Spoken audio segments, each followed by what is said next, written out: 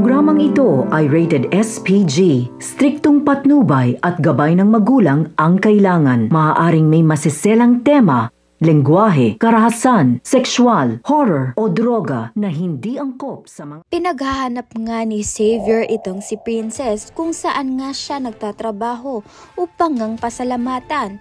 Ngunit kinantsawan nga siya ng kaibigan niya na may gusto nga siya dito kay Princess. Wala nga silang alam na nasa likod nga nila itong si Liberty. Narinig nga lahat ni Liberty ang tungkol nga kay Princess.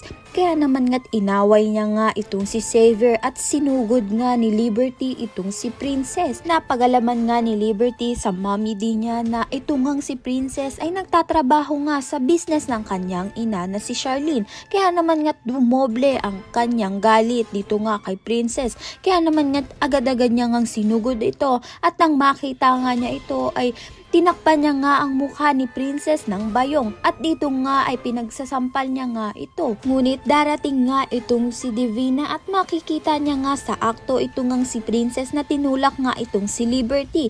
Kaya naman nga pinagsabihan ni Divina itong ngang si Princess na wag nga niyang sasaktan ng kanyang anak. Nagulat nga itong si Princess at may mga tao ngang nakapag-video ng sinabi nga ni Divina. Kaya naman nga't maa-upload to ng taong nakapag-video at malalaman nga ni Charlene at ibang mga tao. Magugulat nga ang lahat sa sinabi nga ni Divina.